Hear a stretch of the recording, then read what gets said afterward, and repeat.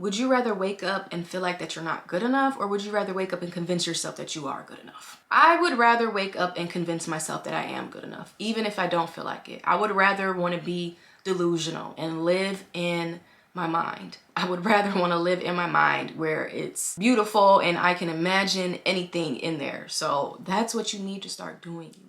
What's up, everybody? Welcome to my YouTube channel. My name is Tiffany Christine, and today I'm going to be talking about feeling lost and depressed in my 20s and techniques that I use to overcome it. But before we get into the video, can we please have a round of applause for this hair? Oh my goodness. It looks so good.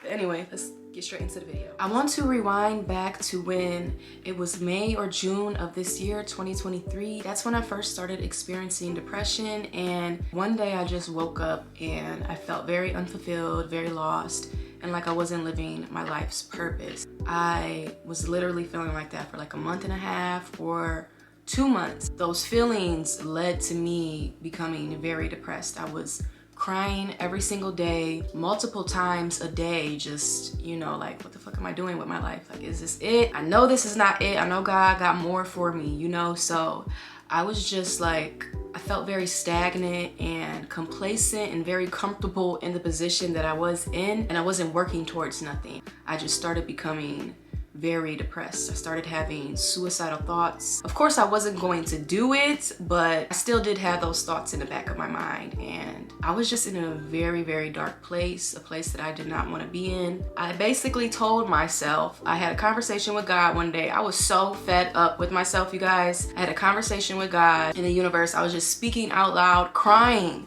Like, I'm done feeling like this. I don't want to feel like this no more. I don't want to be depressed. God, please take these feelings away from me and replace them with love and happiness and abundance, you know, stuff like that. So that brings me to the techniques that I started using to overcome my depression. There are about 7 or 8 techniques that I want to talk about today that I used. So let's start with journaling. I started journaling about what I was grateful for every day. Now, I always journaled about what I was grateful for, but this depression like made me fall off my game. And that's when it's the most important. When you don't feel like journaling, that is when you should do it. So I started picking up that habit of journaling for what I'm grateful for every day. That helped. It just allows you to see the blessings in your life, because when you're depressed, you feel like the world is closing in on you and that it's not going to get better. So now the second technique that I started using to overcome my depression is I wrote down on a piece of paper of every single feeling, every single emotion that I wanted to release from my body. I set my intention on that once I was done writing it, and then I went outside and I burned it. I burned that piece of paper, and I was envisioning those feelings leaving my body as the paper was burning. I feel like that shit really helped me with my depression, because I'm telling y'all, the next day I woke up, like, I didn't cry. I don't think I cried the next day. And like I said, I was crying every single day, multiple times a day. I don't know what type of magic is in that, but that shit worked. The third technique I started using was a shower meditation. So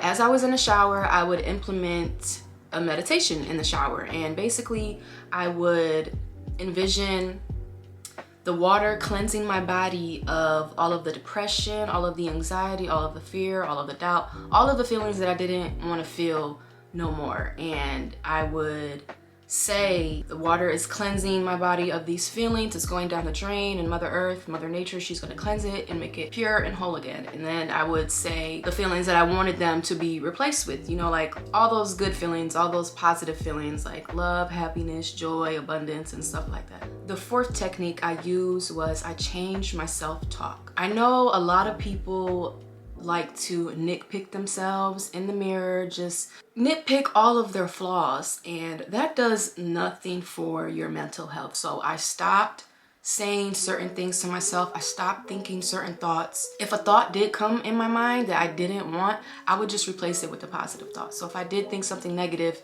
I'll cancel it out with a positive thought, like with 2 or 3 positive thoughts. We have to start treating ourselves as if we are our own friend, because half of the stuff that you say to yourself, you are not gonna go say it to your homegirl or your homeboy. You know, so why say it to yourself? Treat yourself as if you're your own friend. That is how you should start looking at things, because your body hears the things that you say to it, and so it's best to have a very healthy relationship with your body. The 5th technique that I used was I changed the music that I was listening to. I don't know if you guys know, but music holds a frequency, and music can influence us to do certain things in our life. I stopped listening to sad music, even though I am feeling sad. It's just gonna make me sadder. Why would I do that? So I listened to music that would uplift me. I started listening to Cleo Soul. She is a gem. When I tell you guys, she helped me so much through my depression. One song that really helped me from her, I think it's called Know That You Are Loved, and she honestly just says one sentence the entire time of the song, and that really helped my depression. You know, just hearing those words like know that you are loved even if you don't love yourself. Even though I do love myself, I was just in a very dark place. I was in a very dark place, and that song helped me tremendously. The 6th technique that I used to overcome my depression was I forgave myself for all of the past decisions that I've made in life. When I was depressed, I had so many thoughts like coming up in my mind, like, why did I allow this to happen? Why did I, not cut this person off when this red flag came up? You know, I just was like, you know what? It don't matter. It don't matter. That was in the past. Today is now. All we can do in this world is learn from the experiences that we're not fond of. So that's what I did.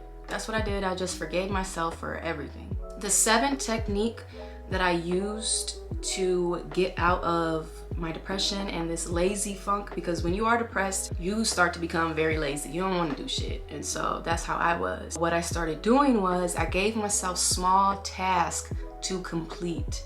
When we have goals, we like to make these huge goals to the point where it's so hard to complete. Like, for instance, we'll say, okay, I'm gonna work out 3-4 times a week in a gym. Why are you even setting yourself up for failure if you never go to the gym? Why don't you just say that I'm gonna go to the gym once a week?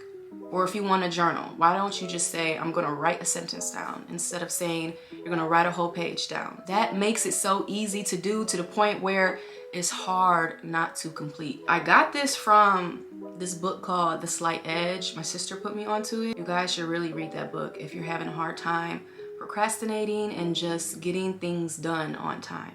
The last technique I want to talk about on how I overcame my depression is I gave myself the permission to stop being depressed and instead be happy. As simple as that. That is what I did.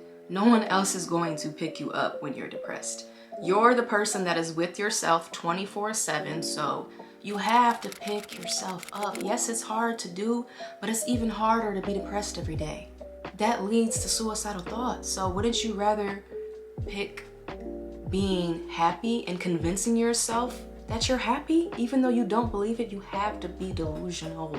You gotta be delusional, you guys. I know they say this all the time on social media, but it is true. You have to be delusional. One thing people gotta understand about depression is you have to start taking accountability for your actions. And that's exactly what I started doing. And it helped me get better and better every single day. You make a conscious decision to wake up every day and decide if you're gonna have a good day or a bad day. I am a firm believer in everything happens for a reason, and we manifest certain situations into our life. And so that's what I had to start doing.